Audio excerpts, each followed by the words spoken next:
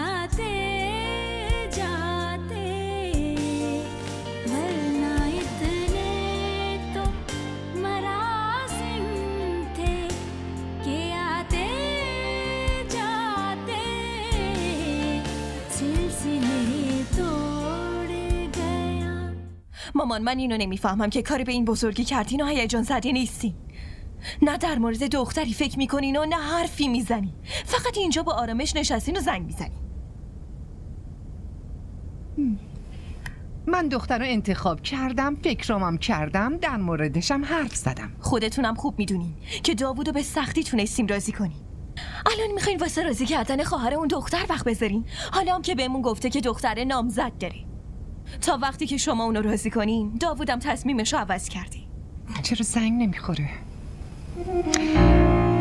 من همون عروسی که میخواستم و آرزوی اونجور عروسی که داشتم همون عروس رو پیدا کردم. ولی این عروس رو چطوری به دست میاری؟ اینو بگی.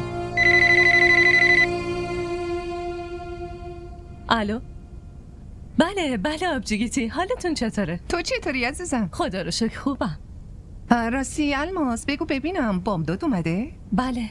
بله اومده. میتونی یه دقیقه گوشی رو بهش بدی؟ حتما.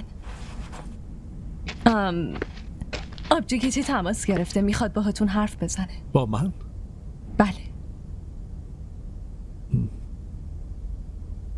بله سلام علیکم. سلام علیکم، چطورین؟ من کاملا خوبم، امرتون رو بفرمایید. بامداد میتونین چند لحظه وقتتون رو بهم بدین؟ بله من؟ آره چرا که نه، بفرمایید. همین الان البته اگه اجازه بدین من تا نیم ساعت دیگه بیام خونتون. خوشحال میشیم تشریف بیارید، حتما، چرا که نه. درسته، پس میبینمتون. خدا نگهدار.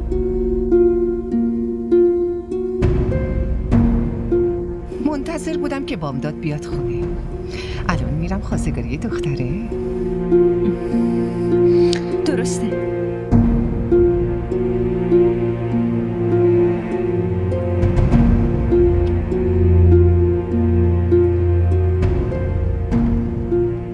آبجی چرا اومده؟ واسه چی اومده؟ نمیدونم، یه هایی تماس گرفت که میام. آبجی شما حواستون هست نه؟ لطفا نذاری چیزی بگم. منو نجات بدین آبجی، من میمیرم لطفا. باشه.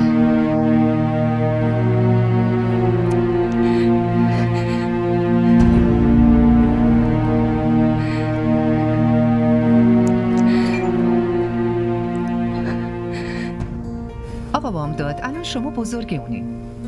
اگه خاله زکی زنده بود من راضیش میکردم. با الماسم چند روزه دارم صحبت میکنم تا قانعش کنم که پسرای امروزی جدی نیستن. اگه فردا وصلتو به هم بزنه چی؟ به حرف سرسری که نمیخوای خواهرتون رو به اون بسپارین. در ضمن شما که میخواین برین دبی، پس اونو میخواین پیش کی بذارین؟ ببینین من ازتون خواهش میکنم که به پسر من خوب فکر کنین. گرچه خوب نیست اما پسر من در مقابل اون اصلا قابل مقایسه نیست. متوجه شدین؟ ببین خواهر، این که همه ی حرفا رو از همون پنهون میکنه. حالا فرض کنیم من غریبه، اما پسر من که مسئولیتشو داره نه؟ باید با این مشورت میکرد و بهتون جواب میداد. حالا شما خودتون ببینین ما دوتا اصلا پیش این چه ارزشی داریم؟ نه خیر مامان جان، اصلا اینطوری نیست. مامان خدا بیامرزم به اونو قول داده بود، پس من چطور میتونستم حرفشو پشت گوش بندازم؟ واسه همین دیگه نذاشتم ادامه پیدا کنه. ببین الماسم از یک طرف حق داره، اما اگه خاله زکی زنده بود شما خودتون بگین آیا به خاطر اون پسر منو رد میکرد؟ نه خیر، اصلا دلیلی نداشت. در مقابل پسر شما اون پسره اصلا هیچی نیست و هیچ آدم عاقلی پسر شما رو نمیتونه رد کنه. شما به هم خیلی احترام گذاشتین و اگه من ذره هم برای نهال حقی داشته باشم پسر شما رو انتخاب میکنم خانم.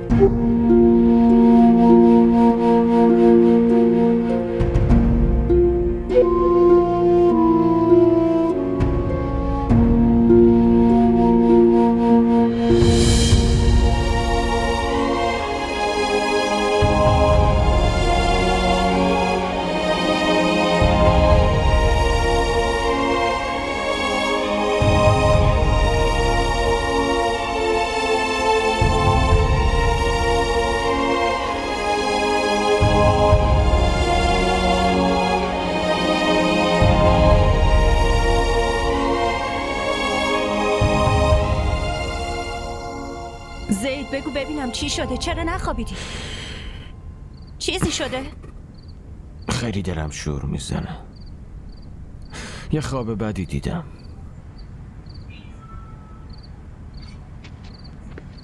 چه خوابی دیدی؟ دیدم که 2 تا قبر کنار همه. یکیش از سنگ درست شده و یکیش از تره. جسد من افتاده. مردم میخواستن منو تو سنگ دفن کنم و نهال و زنده تو تلا گذاشته بودم. دیوونه، هر کی خواب ببینه که مرده یعنی این که عمرش طولانی میشه.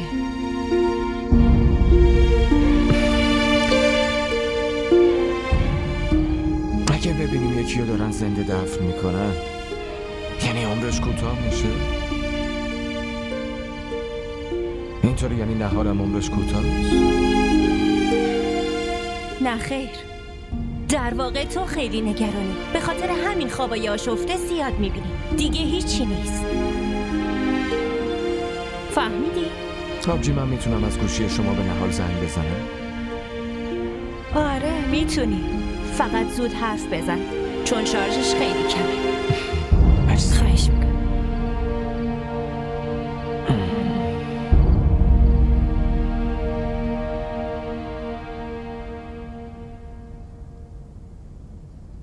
میدونی الماس، اصلا نمیدونستم که برای حل کردن مشکلات و مسائلت هیچ جایگاهی ندارم. تو حتی لازم ندونستی در مورد خواستگار خواهرت بهم چیزی بگی. این اصلا چیز مهمی نبود که بگم. از همون اولم تو گوشمون اینو خونده بودن که از بچگی اینا به اسم هم دیگه. من به آبجیگیتی هم همینو گفتم، چند بارم گفتم. این کجا شاغلانه است؟ خواستگار به این خوبی دیگه از کجا پیدا میشه؟ ببین الماس، خواهرت با داوود ازدواج میکنه و از اینجا میفرستیش میره. دیگه حرفی ندارم. اما اون زیدو خیلی دوست داره. هر دوتاشون خیلی همدیگه رو دوست دارن. الماس، ببین با این پیوندایی از پیش تعیین شده زندگی پیش نمیره. نهال رو راضی کن. ببین داوود همه چی داره. موقعیت خانوادگیشو ببین. شما باید از آبجیگیتی ممنون باشین که با وجود همه این مسائل بازم اومده خواستگاری خواهرت. وگرنه واسه پسر اون دختر کم نیست. من بهش گفتم اما اون راضی نیست. چرا؟ اون فقط زیدو دوست داره و میخواد با اون ازدواج کنه. این چه مزخرفیه؟ اما اون واقعا دوستش داره. کافیه.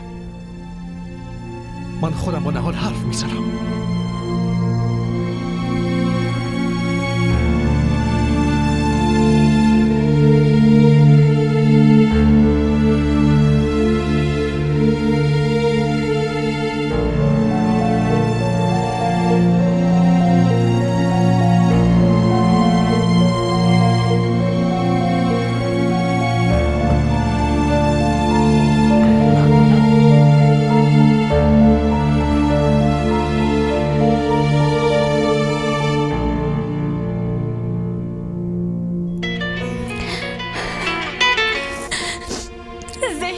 چی شده نهال؟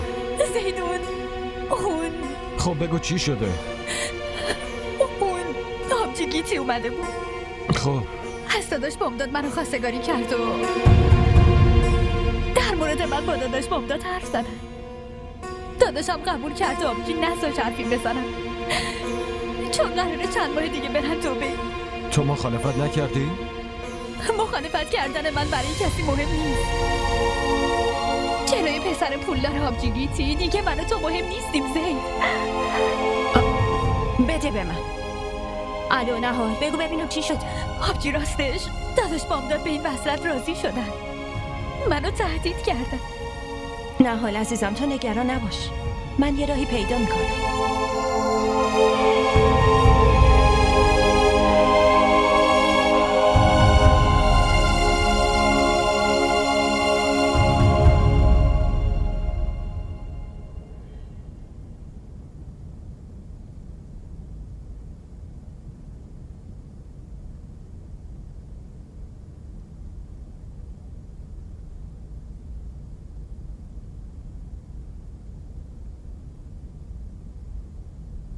حتما خودت شنیدی که واسط یه خواستگار خوب اومده.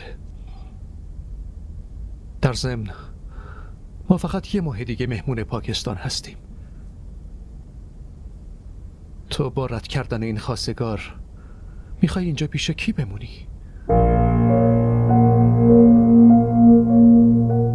داداش بامداد، من فقط 3 سال زمان میخوام. ببین نهال، 3 سال که هیچی، 3 ماه هم وقت نداریم. خودت فکر کن، میخوای کجا زندگی کنی؟ پشت در خونه کی میخوای بمونی؟ شانس آوردی که توی این شرایط بد یه گزینه خیلی خوب پیدا کردی. من که نمیدونم، اما خواهرت میگه. پس چرا میخوای قصر رو ول کنی و توی یه خرابه زندگی کنی؟ و موند مسئله دل. کار دل سخت نیست. دل مثل یه بچه است که باید بفهمونیش، باید ساکتش کنی، باید قانعش کنی، باید اختیار قلب چموشتو به دست بگیری.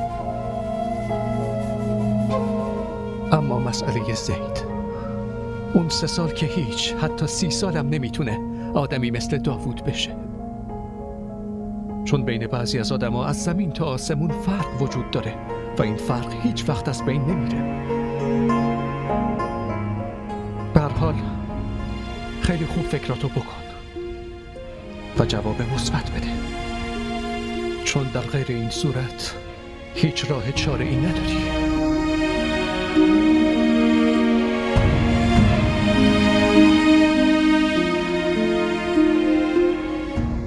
آبجی نه، آبجی لطفاً باشون حرف بزن. من نمیتونم استفاش کنم. لطفاً.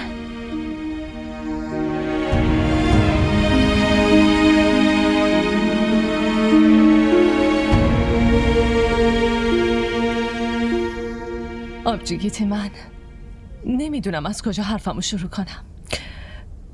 در واقع موضوع اینه که نهال و زید، پسرعموی من، از بچگی با هم نامزد شده بودن. هر دوتاشون خیلی همو دوست دارن. نهال بیچاره که این روزا خیلی گریه میکنه. شما خودتون فکر کنین. آبجی، اینجوری دختری که تو قلب و فکرش که دیگه است، میخواین اون عروس خودتون کنین؟ من چون از خودتون هستم دارم این حرفو میزنم. بامداد که لج کرده. این وسط مسئله رفتنمونم هست. آبجیگتی، شما عقب بکشین لطفاً. چرا من عقب بکشم؟ فقط واسه اینکه تو ذهن معصوم اون دختر این حرفو نشوندین که اون باید با پسرموش نامزد بشه و اونم مجبوراً عاشقش شده. این که خیلی واضحه الماس. جوانا این کارا رو میکنن. چند روزی میشینه گریه میکنه و بعدش به این زندگی عادت میکنه. آبجیگیتی، شما با دوست داشتن اونا هیچ مشکلی ندارین؟ چرا مشکل داشته باشم؟ برعکس، این صداقتت منو بیشتر شیفته شما کرده. این روزا کجا از این آدمو پیدا میشن؟ الماس، حالا که تو با صداقت حرف دلتو زدی، پس من بهت یه چیزی میگم. پسر منم نامزد کرده بود ولی به هم خورد. من به هم زدم. دل هر دوتایشون شکسته است ولی دوتاشون دارن کنار میان. ببین الماس، خیلی ساده است. جوانا یه چیز فکر میکنن و بزرگا یه چیز دیگه فکر میکنن و تقدیر یه چیز دیگه تصمیم میگیره برای اونا.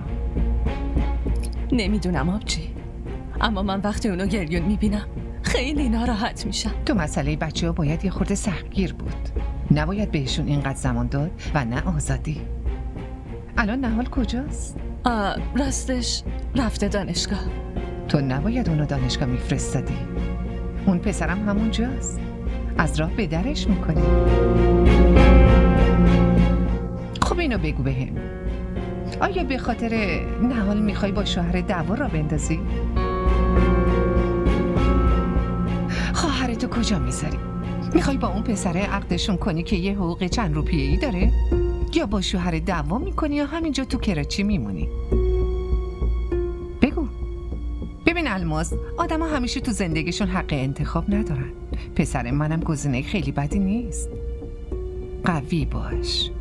چند روز گریه کردنش رو تحمل کن. اگه تو میخوای من امشب با داوود میام خونتون، دوتاشون رو نامزد میکنیم. آره میدونم قیافشون در هم میشه، ولی ما بهشون اهمیت نمیدیم، چون هم به صلاح خودشونه هم به صلاح ما. بابام داد حرف بزن.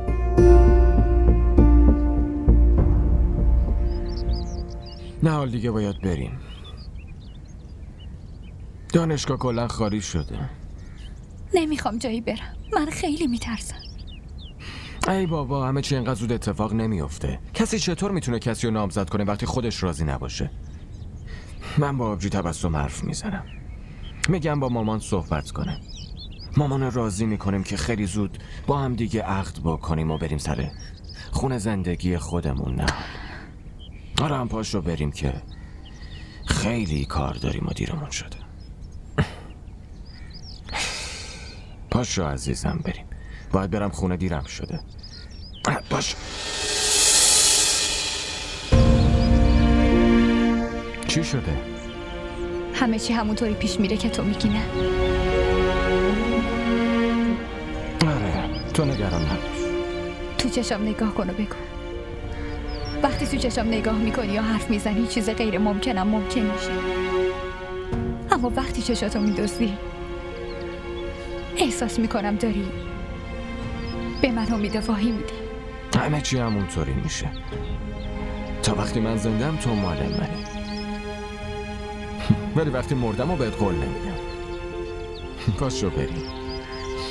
پاشو.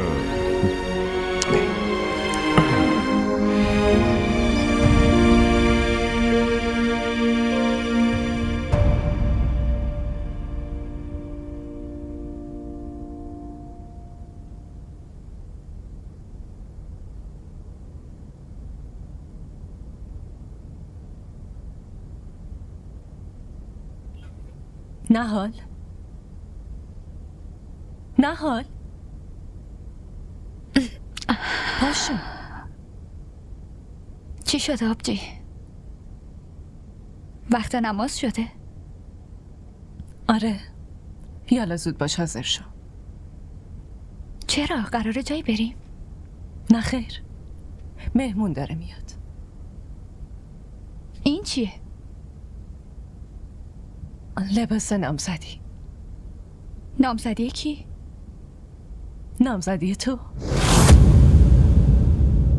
نامزدی من؟ اون وقت با کی؟ با داوود. آبجی شما خیلی خوب میدونین که من زیدو دوست دارم. عشق یه تاریخ انقضا داره. عمرش خیلی کوتاهه. فقط با عشق نمیشه زندگی رو گذروند. ولی آبجی شما که میدونی دل من فقط به همین عشق تاریخ گذشته خوشه. ولی خودت هم میدونی که اینطوری نمیشه. پس کم از زهر نیست. این زندگی جوانی تو ازت میگیره. ببین، اگه جلوی چشم کسی یه گزینه خوب نیاد، پس با همون تاریکی زندگیشو میگذرونه. ولی وقتی قرار روشنی بیاد و تو انتخابش نکنی، پس همه ی عمرتو با پشیمونی خواهی گذروند. تاریخ مصرف عشق زید دیگه برای تو گذشته دختر. دیگه نمیخوام چیزی بشنوم. بی سر و صدا از این 3 سال انتظارت صرف نظر کنم. این لباس نامزدی رو بپوش. زندگی جدید تو آغاز کن. آبجی لطفاً با هم این کارو نکن. حتی از فکرشم نفسم قطع میشه. لطفاً. نفست قطع نمیشه. خوششانسی همیشه پشت در خونت نمیاد. اینجور زندگی رو نه من گذروندم، نه مامان و نه دختری از نسل خانواده ما. میدونی چی میگم؟ اینجور زندگی رو فقط تو خواب میبینی. با 10 بار انکارت بازم شانس داره پیش تو میاد. من نمیذارم دیگه حماقت کنی دختر. آبجی تو چطور میتونی با هم همچین کاری کنی؟ چطور میتونی جلوی چشم خودت منو توی آتیش بندازی؟ لطفاً آبجی با من این کارو نکن. اینقدر هزینه بزرگ واسه مراقبت از من نگیر. لطفاً منو دوباره خونه مامان ببر. من اونجا زندگی میکنم، اما با من این کارو نکن. داداش بامداد هیچیه، من نمیشه، ولی تو که خواهرمی نه. لطفاً آبجی، لطفاً با من این کارو نکن. لطفاً. ای بابا، اینو به مرور زمان میگذره. ببین، قبل از زیدمش گزینه خوبی نداشتی نه؟ واسه همین تو به اون فکر میکردی. ببینین، عشق و عاشقی اصلا به درد نمیخوره. ما فقط تو ذهنمون یه ایدئال خیالی درست میکنیم، بعد وقتی شبیه اونو به این آدمای دور و اطرافمون پیدا کردیم و تو قالب گذاشتیم، فکر میکنیم که واقعا عاشقش شدیم، در حالی که وقتی اون قالب رو یه ذره جا به جا کردیم میبینیم که هر کسی میتونه توی اون قالب جا بشه. لطفاً با من این کارو نکن. آبجی، تو که میدونی من زیدو دوست دارم و بدون اون میمیرم. ببینین، عشق، عاشقی و دل هیچی نیست. اینا رو فقط واسه بازی دادن خودمون پیدا میکنیم. اینا تو زندگی واقعی اصلا هیچ اهمیتی ندارن. آخه تو چرا اینقدر سنگدلی آبجی؟ دختره دیوونه، پسرای مثل زید تو شرکت داوود یه کارمند معمولی و سادن. تمام عمرشون تو حسرتن که یه بار با رئیسشون حرف بزنن. آبجی، چیزا برای من مهم نیست. برای من خیلی مهمه. من دیگه نمیذارم با زید باشی.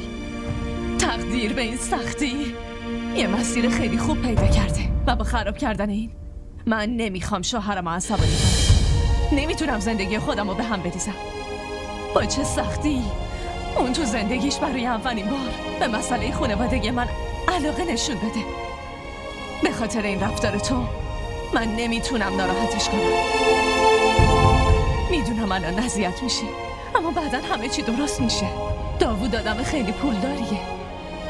توی دنیا هیچ چیزی نیست که واسه به دست آوردن دل کسی با پول نشه خرید.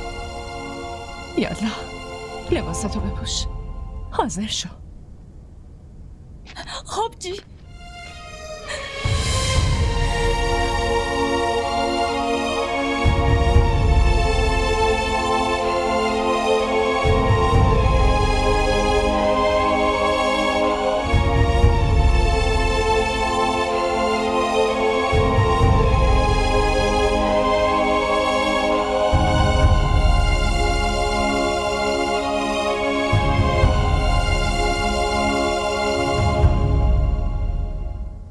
داداش بامداد میخواد نهال با داوود ازدواج کنه. کار رفتنش به دبی درست شده، این بهترین بهونه برای ماست.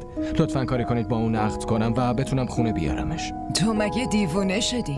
در ماه 25,000 روپیه حقوق تو میاری و از ازدواج حرف میزنی؟ زمانی با الماس حرف میزنم که هیچ خجالتی اما اونو نباشه. به زور عروس میکنه. چطور میخواین ازدواج کنی؟ زکیه تو بچگیتون قولشو به من داده. اونی که بهمون قول داده بود دیگه تو این دنیا نیست. دختر و دامادش میخوان به زور شوهرش بدن. مامان اون پسر خیلی پول داره. در مقایسه با اون من هیچی ندارم. اگه انقدر عجله دارن، خب پس برن دخترشونو شوهر بدن. پسر جان، اون آدمایی که به قولشون پایبند نباشن، آخه دخترشون چطور میتونه به تو پایبند بشه؟ آخه این چرفیه که میزنی. شما به من کمک کنی. چرا طرف اونو میگیری؟ لطفاً مامان، لطفاً. نهال همچین دختری نیست. اون بیچاره مجبور شده. من حتی فکر میکنم خواهرش هم مجبور شده ازدواج کنه.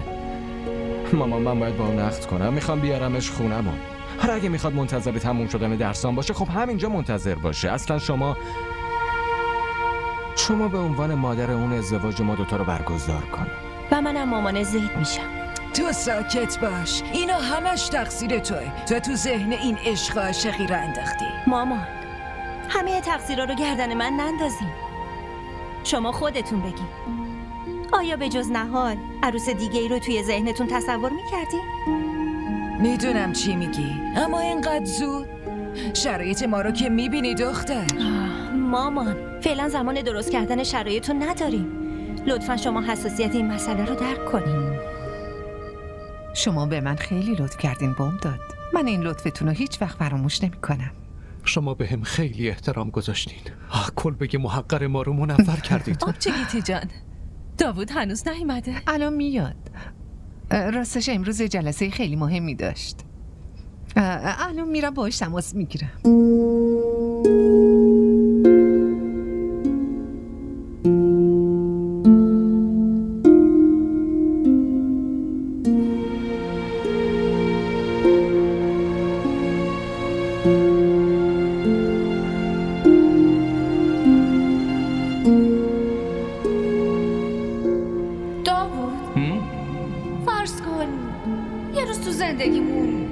دیگه به جای من اومد و یکی هم به جای تو.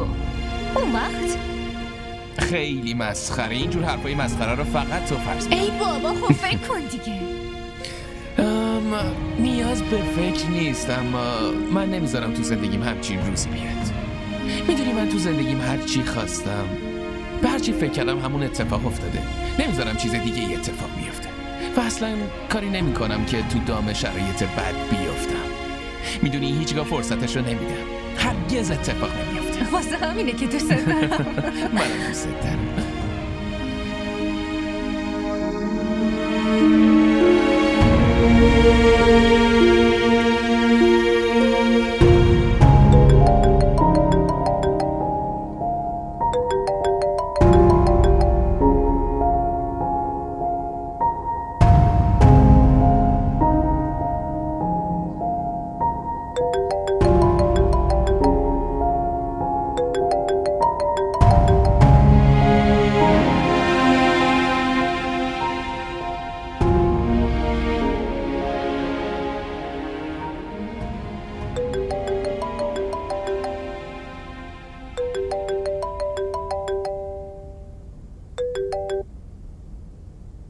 الو.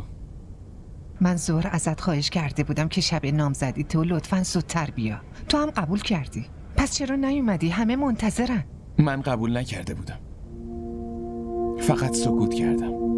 حالا هرچی بود داوود، زود بیا. اینجا همگی منتظرت هستن. منو شرمنده نکن. زود بیا. مامان، من بهتون گفته بودم که با این وصلت فقط رضایتم رو اعلام میکنم، نه چیز دیگه ای. با مامانت داری معامله میکنی؟ نه اصلا، برعکس مامانم با هم معامله کرد. داوود، اگه تو اینجا نیومدی و این نامزدی سر نگرفت، پس این مامانتی که میره خونه این مینا، اونجا هم که دیگه نمیدونم چه اتفاقی ممکنه برام بیفته. شایدم زنده برنگردم و من لطف تو اینجوری جبران کنم. فهمیدی؟ خب بهم بگیم کجا باید بیام.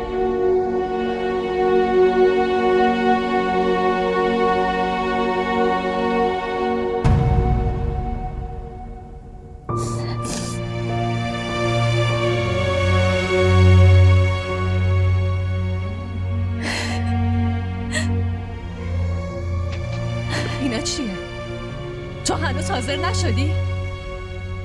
اینجوری به من نگاه نکن. به این لباس گرون قیمت نگاه کن. به این صندوق با ارزش نگاه کن.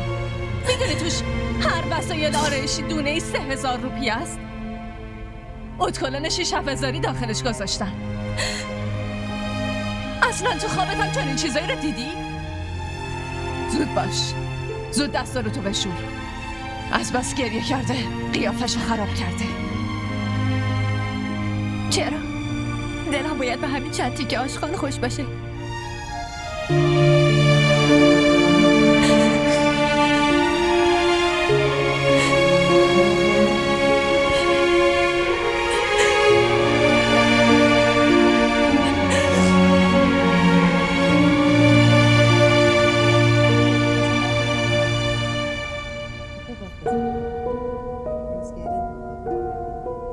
بفرمایید. کلبه محقر ما رو منور کردید. بفرمایید بنشینید. بیا پسرم بشین اینجا. داوود، ایشون الماسه، سلام علیکم. خواهر بزرگ نهال. علیک سلام. ایشون هم مامان بامداده. خوش اومدی پسرم. بشین پسرم. کار خیلی مهمشو ول کرده اومده. باید خیلی زود برگرده. نه حالا میاری مراسمو شروع کنی؟ آره الان میارم. چای میخورید؟ ممنون، چایی نمیخورم. کار و بارتون چطوره؟ سکه است؟ خدا رو شکر خوبه. من کارم به دبی منتقل شده. ماه دیگه قراره بریم. پس برای عروسیشون چرا که نه؟ من خودمم میخوام هر چی زودتر از این مسئولیت راحت بشم. برای 15 روز دیگه بذاریم؟ چطور داوود؟ بله. تاریخ عروسی رو 15 روز دیگه بذاریم؟ هر جور خودتون سلامی دون. به سلامتی. خیلی تبریک میگم. مبارک باشه.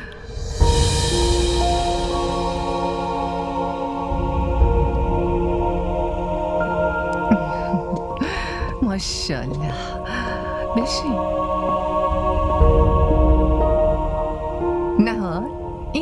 اینجاست، خواهر داوود. فکر کنم باید شروع کنیم.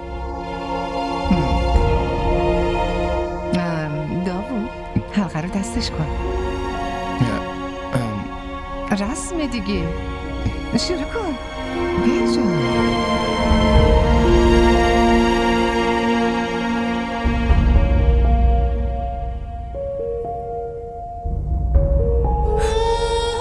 مبارک بشه.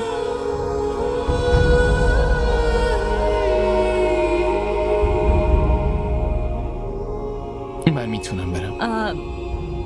آره ولی دهنتون رو شیرین کنی. نه ممنون، من شیرینی نمیخورم. داره دیرم میشه، باید برم. آره درسته، یه جلسه خیلی مهم داره، باید برگرده. پاشو پسرم، برو. من بدرقتون میکنم.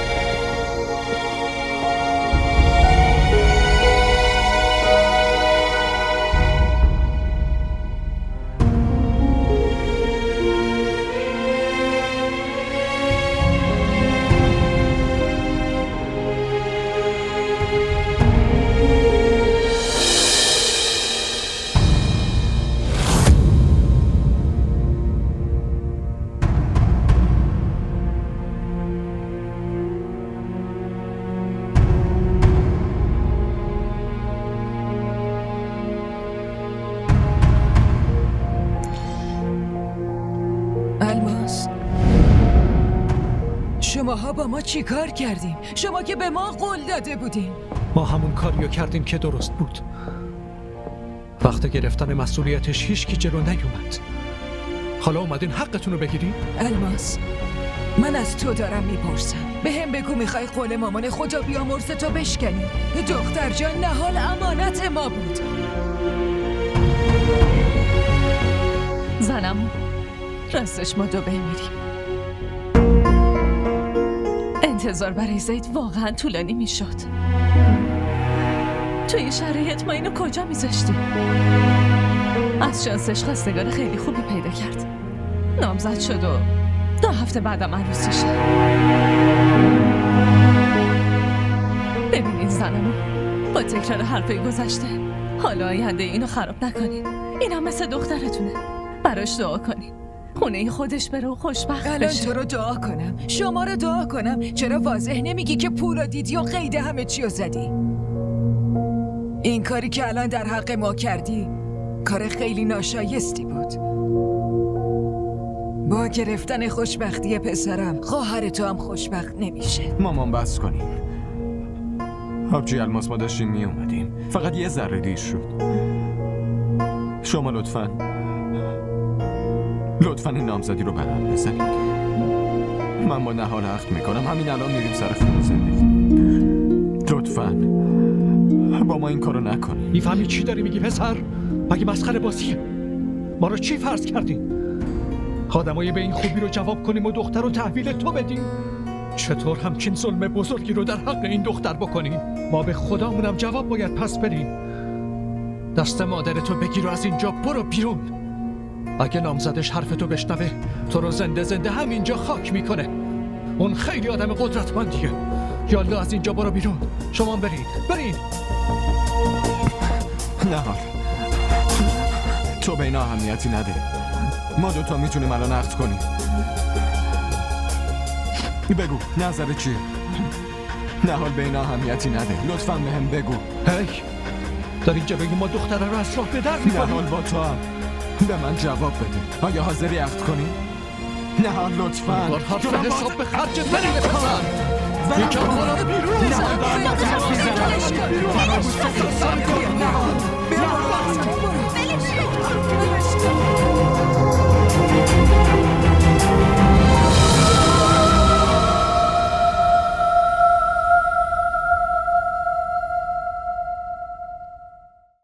خدا بزنتشون، خدا لعنت کنه این الماس و خواهرشو. دل پسرمو شکوندن. حالا میبینی خداوند حتما جزاشو میده. میبینی این پسر پول داره که هست، کاری میکنه نهال خون گریه کنه، هیچ وقت خوشحال نمیشه. نفرینش نکن مامان. چرا نفرین نکنم؟ اگه نفرین نکنم پس چیکار کنم؟ اونا که همه پیوندا رو قطع کردن، من نمیتونم براش دعا کنم. نفرین میکنم. مامان ولش کنین، ببینین حال داداش چقدر داره بد میشه.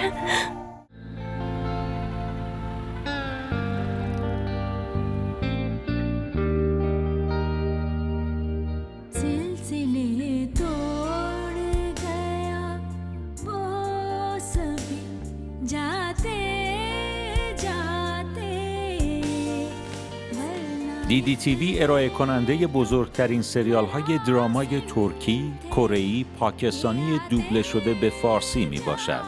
لطفاً سابسکرایب کنید و عضوی از خانواده ما شوید.